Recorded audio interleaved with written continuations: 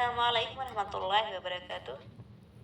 उम्मीद करती हूँ सब ईमान की हालत में खैर आफियत से होंगे। अल्हम्दुलिल्लाह सुम्मा अल्हम्दुलिल्लाह।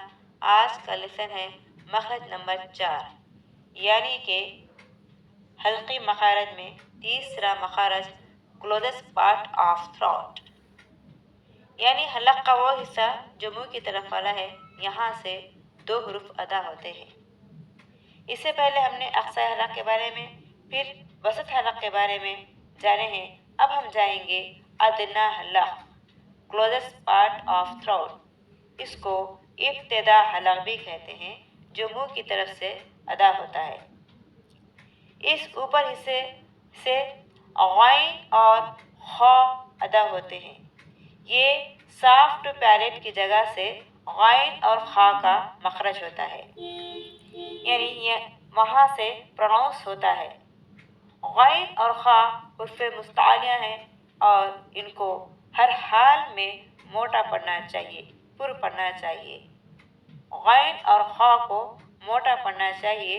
इसको सीखने की ट्रिक ऐसी है कि जब ज़ुकाम होता है, सर्दी होती है, कुछ होता है, गले में दर्द होता है, तो नमक वाले पानी से जैसे गरारा करते हैं, यानी कि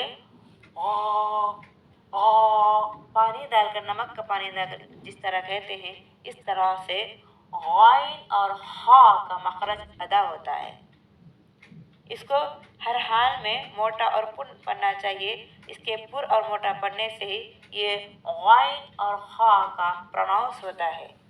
जैसे कि गासिक़िन, गासिक़िन, गासिक़िन, ये सॉफ्ट पैलेट की जगह से निकलेगा।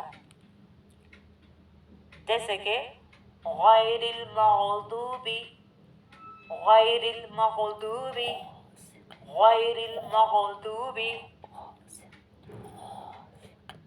इस तरह से गैन की आवाज़ अदा होती है। अब चलते हैं खा की जानिब कि किस तरह अदा करें। खा को भी पुर पढ़ना चाहिए और जैसा गैन अदा होता है उसी जगह से खा का मखरज भी वही है। खा भी वहाँ से ही प्रोनाउंस करना चाहिए। खालिदीना, ख ख ख, खालिदीना। खलक़, खलक़, खलक़ल इंसाना। इस तरह से गैन और खा को मखरज अदा करें। अल्हम्दुलिल्लाह तुम अल्हम्दुलिल्लाह समझ आ गया होगा इंशाल्लाह। इसके बाद 5 वाले मखरज नंबर के साथ हम फिर इंशाल्लाह मिलेंगे। तो वीडियो से कुछ फ़ायदा हुआ तो इसको लाइक भी करें, सब्सक्राइब भी करें और शेयर भी करें। सुब्हानकल्लाहुम्मा व बिहम्दिका अशहदु अल्ला इलाहा इल्ला अंता नस्तगफिरुका व अतूबु इलैक।